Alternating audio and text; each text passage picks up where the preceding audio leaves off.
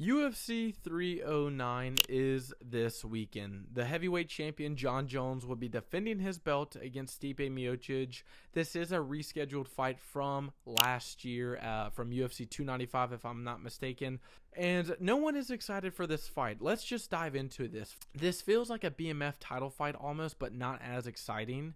This fight means nothing. There is literally no meaning to this fight. If Jon Jones beats Stipe, which he probably will, he will most likely retire. And I first would like to say, I like Jon Jones. I like watching him fight. But to pay $80 for this is a waste of money. And Jon Jones is ducking Tom Aspinall. I don't even want to get all into it because I've already got a headache from arguing with people online thinking that Jon Jones isn't a ducker. He's ducking Tom Aspinall. He's not acknowledging him. Tom Aspinall is literally the interim champion. The interim champion annihilated Curtis Blades, annihilated Sergey Pavlovich, literally cleared out the top 10. And Jon Jones is saying he hasn't really proven anything. He's just trying to make a name for himself off of me. John, what crack are you smoking? Okay? Nevertheless, Jon Jones versus Stipe is probably the worst title fight besides Pena versus Pennington this year that we will see. And that's being brutally honest. Stipe hasn't fought in nearly 4 years. The last time Stipe has fought was March 27, 2021. And for those new fans out there, new people to UFC, to MMA, Alex Pereira, the light heavyweight champion, made his debut after Stipe's last fight, okay? And since then, since Stipe's last fight, Alex Pereira has beaten 5 former UFC champions and become a 2-division champion and is now potentially fighter of the year. Why are we watching this fight again? Stipe hasn't fought in nearly 4 years. Oh, Jon Jones is, he fought one person and he's going to retire after he beats Stipe. Like, it just makes no sense. Like, why is this this is a championship fight? The heavyweight championship fight is supposed to mean something. Like, in boxing, it's always held as, like, the glory belt, right? Because it's the biggest weight, the biggest opponents, the hardest hitters. Like, you're facing the pound for pound, like, biggest people, and it's supposed to mean something, right? When you're the heavyweight champion. Same with the UFC. When you're the UFC champion, it means something. Like, pound for pound, like, you're beating, like, the biggest fucking dudes out there, and you're getting risked of getting knocked out every time. And this means nothing. I first want to get into this. Jon Jones is going to beat Stipe just from being better than him. Jon is faster, he's more technical, he's smarter, and he is just a better fighter overall. Also, Stipe is about 100 years old, and he looks like Joe Biden when he fights. This is how I can compare it. Stipe is like a shopping cart at, like, a grocery store where one of the wheels is, like, off of the rubber is, like, off the wheel.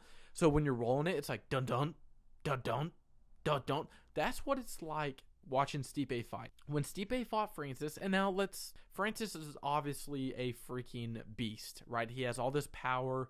Who wants to fucking step in the cage against Francis Ngannou? Nobody. But anyway, Stipe, when he fought Francis Ngannou in the second fight, the rematch fight, the last fight Stipe has been in, Stipe literally did nothing. He was slow. I get it. You don't want to be in close counters with Francis. You're going to get knocked out. But nevertheless, he was slow. Every time Stipe would get hit with something, it looked like he was about to die. Like, he was concussed with every shot. Stipe also has terrible takedown defense, apparently, right?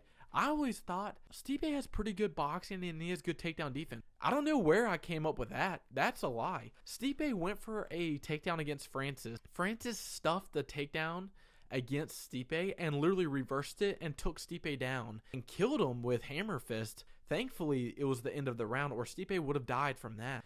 Literally, Stipe is just not good. And I'm not saying this to, like, shit on him, but, like, he's old. I think he's, like, 42 years old. He's old, and, like, yes, he is considered one of the greatest of all time. But, like, if you looked at his best wins, they were from, like, 10 years ago, right? Alistair Overeem win, 2016. Fabricio Werdum, 2016.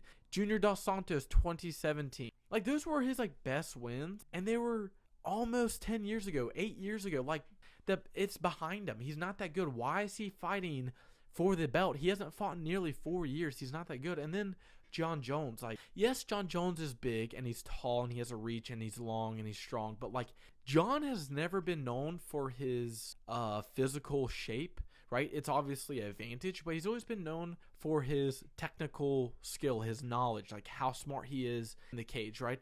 That's why he was so good when he was in the light heavyweight division, because he was so young and he was outsmarting people with his knowledge, with his skills.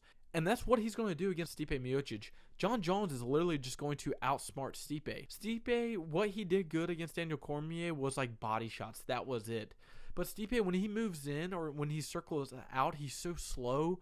He doesn't really like coordinate anything good. Jon will beat Stipe just let alone. But then you add in like the knowledge and the cool aspect where Jon has superior wrestling. Like Stipe is not going to be able to do anything. Like Stipe couldn't stop Francis from the reversal, right? What is he going to do against Jon Jones? And Jon Jones, his ability to go from wrestling, striking is very good. His ability to level change, go to the body, tech the body, come up, and then spin a back elbow, or like, oh, there's a takedown or a single. Stipe is not going to be able to, like, he's not going to be able to process what's going on when it's happening.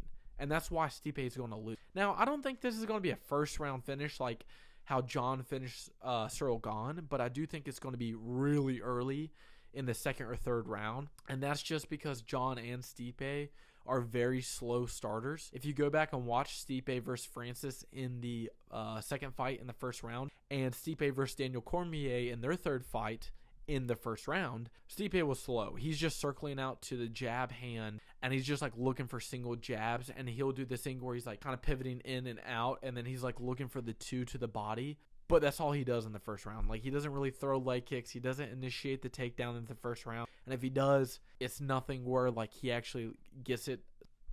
So that's why I think it will be in the second or third round. I think Jon is going to outstrike Stipe. Stipe is very, very slow. And I'm not exaggerating anything. I'm not overreacting or really shitting on Stipe as much as I can. Go back and watch Stipe versus Francis. Watch how slow Stipe is moving and reacting to Francis. And Francis isn't like a speed puncher. He's just a power puncher. And the fact that Stipe move out the fucking way is a bit of a problem. Also, I know Francis is huge, but nevertheless, Stipe is not just going to get beat by Jon.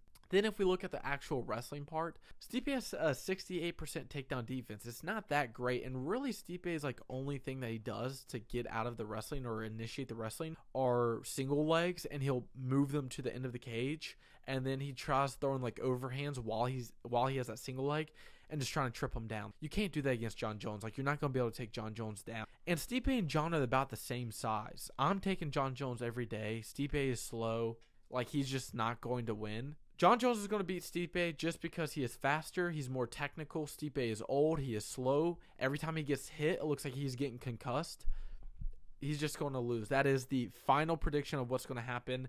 Now, Jon Jones, if he beats Stipe, I would love to see him fight Tom Aspinall, because I think that's the fight where we see Tom Aspinall win, and he's finally given his like praise of being like one of the greats. It is crazy to me that people do not look at Tom Aspinall the same way they look at Ilia Topuria, which is wild. Yes, Ilia Topuria beat Volkanovski and Max Holloway, and that's amazing.